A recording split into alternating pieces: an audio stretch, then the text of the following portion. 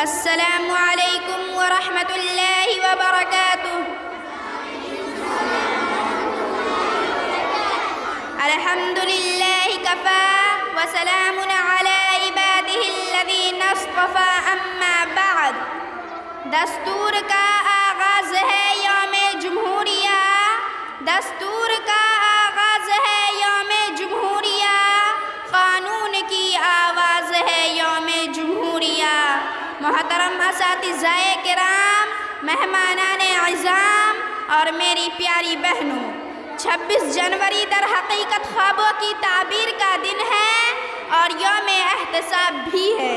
یعنی ہم غور کریں اور سوچیں کہ ہندوستان کن خوابوں کی تعبیر تھا اور وہ خواب کس حد تک پورے ہوئے، تاکہ وہ مقاصد ہماری نظروں کے قریب رہے جن مقاصد کے پیش نظر ہمارے اکابرین نے بے شمار قربانیاں دی، اپنے جانوں کا نذرانہ پیش کیا اور خون جگر سے گلستان ہند کی آبیاری کی، کیونکہ احساس منزل ہی بے حسی کا جمود توڑتا ہے اور حرکت کا جذبہ بھی پیدا کرتا ہے۔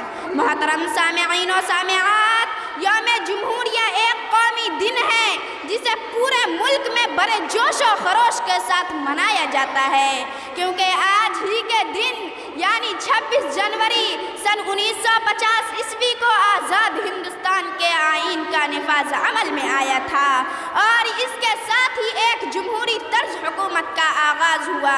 اسی لیے آج کے دن کو یوم جمہوریہ کہا جاتا ہے۔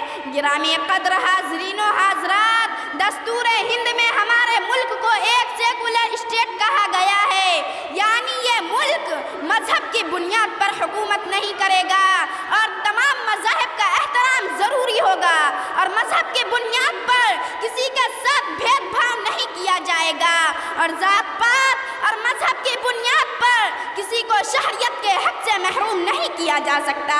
ہر ہندوستانی شہری قانون کی نگاہ میں برابر ہے، ہر شہری کو آزادی رائے، آزادی خیال، آزادی مذہب کا اختیار حاصل ہے۔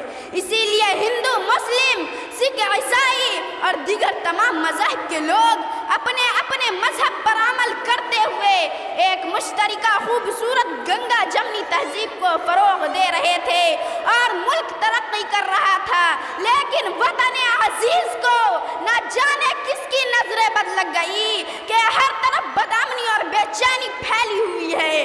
کچھ لوگ ہیں جنہیں قومی یکجہتی راس نہیں آتی اور ہندو مسلم اتحاد کو پارا پارا کر دینا چاہتے ہیں اور گنگا جمنی تہذیب کو تار تار کر دینا چاہتے ہیں۔